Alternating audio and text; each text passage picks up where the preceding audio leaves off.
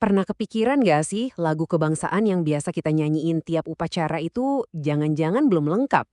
Nah, kali ini kita bakal bongkar satu cerita yang jujur aja cukup mengejutkan soal Indonesia Raya. Saking seriusnya, masalah ini sampai dibawa ke pengadilan loh. Kalau saya tanya nih, ada berapa stanza sih lagu kebangsaan kita? Pasti 99% dari kita jawabnya satu, ya kan? Dan jawaban itu nggak salah sih, tapi juga nggak 100% benar. Ternyata jawabannya itu lebih rumit dari yang kita kira. Sampai-sampai harus diselesaikan di meja hijau. Beneran, ini lagu kebangsaan kita lagi disidang. Gila ya, susah dipercaya kan?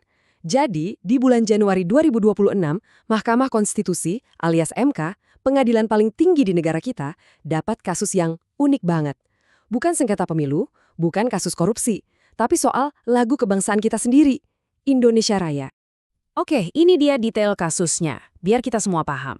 Ada dua nama yang penting banget di sini, Setio Waluyo dan Pungki Harmoko. Mereka ini warga negara biasa, kayak kita-kita juga, yang ngerasa ada yang nggak beres nih sama cara kita memperlakukan Indonesia Raya. Dan mereka nggak main-main, mereka langsung menantang undang-undang yang dibuat tahun 2009. Pertanyaannya sekarang, apa sih yang bikin mereka sampai nekat begini? Dan yang bikin makin seru, percaya atau enggak, semua drama hukum ini tuh intinya cuma gara-gara satu kata. Serius, cuma satu kata doang. Kata yang mungkin sering kita lebatin gitu aja, tapi ternyata punya kekuatan buat mengubah segalanya. Yuk kita bedah kata ajaib ini. Nah, sebelum kita lanjut lebih jauh, ada satu istilah hukum nih yang perlu kita ngerti bareng-bareng. Uji material. Gampangnya gini deh, anggap aja ini semacam quality control buat undang-undang. Jadi Mahkamah Konstitusi itu bakal ngecek, undang-undang ini udah pas belum sama buku panduan utama negara kita, yaitu UUD 1945. Simpel kan? Nah, ini dia biang kerok dari semua masalahnya. Kata apabila. Di undang-undang itu tertulis, versi 3 stanza dapat dinyanyikan apabila diperlukan. Dengerin deh, kata apabila yang kecil ini ngubah segalanya. Dari yang tadinya harusnya jadi sebuah kewajiban, malah jadi pilihan aja. Dari yang harusnya standar, jadi sekedar opsi. Nah, celah hukum inilah yang lagi dipermasalahkan.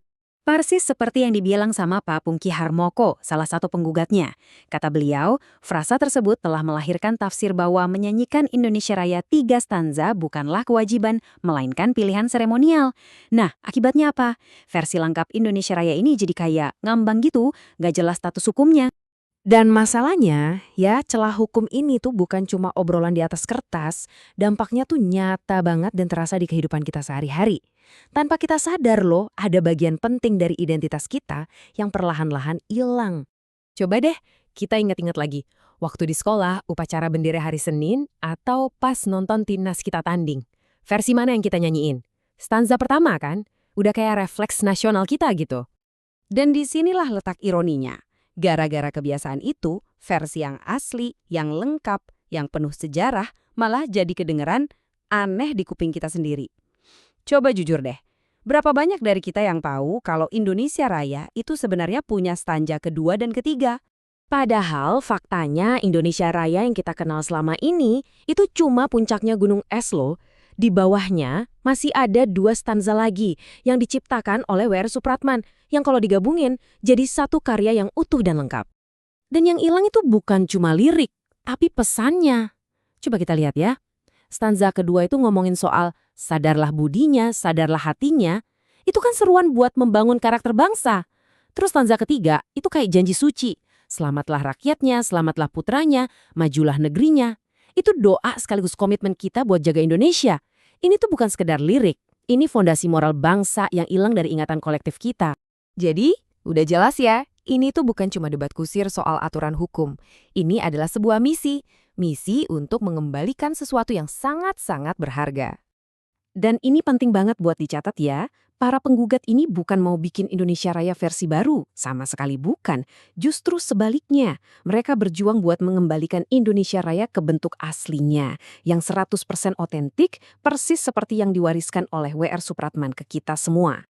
Argumen mereka di pengadilan itu kuat banget dan berlapis. Intinya mereka bilang gini, ini bukan cuma soal lagu, ini soal kewajiban negara buat melestarikan budaya, ini soal bikin hukum yang pasti biar nggak ada lagi yang ragu-ragu, ini soal menghormati sejarah.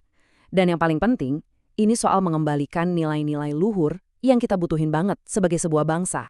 Dan perjuangan mereka ini nggak cuma di ruang sidang loh. Bayangin aja, cuma karena pengen menyanyikan lagu kebangsaan secara utuh, mereka malah dapat stigma, intimidasi, bahkan dituduh mau mengubah lagu kebangsaan. Ironis banget kan? Ini jadi bukti betapa pentingnya kepastian hukum, biar niat baik itu nggak malah disalahpahami. Terus, gimana nasib lagu kebangsaan kita ke depannya? Nah, bola panas ini sekarang ada di tangan 9 hakim Mahkamah Konstitusi. Keputusan mereka nanti bukan cuma nentuin nasib satu kata, tapi juga arah identitas bangsa kita. Jadi, Mahkamah Konstitusi itu pada dasarnya punya 2 pilihan di depan mata. Pilihan pertama, ya udah biarin aja kayak sekarang, praktek satu stanza yang aturannya abu-abu. Pilihan kedua adalah jalan pemulihan, mengembalikan Indonesia Raya ke wujud aslinya yang utuh dan menjadikannya bagian dari identitas kita lagi. Nah, kira-kira jalan mana yang bakal mereka pilih? Perjalanan kasus ini lumayan panjang loh, dimulai dari satu frasa yang ambigu di Undang-Undang tahun 2009 sampai akhirnya kasusnya masuk sidang pertama di tahun 2026. Dan sekarang kita semua ada di titik penantian. Seluruh bangsa nungguin keputusan yang bakal ngebentuk cara kita menghayati simbol negara kita di masa depan.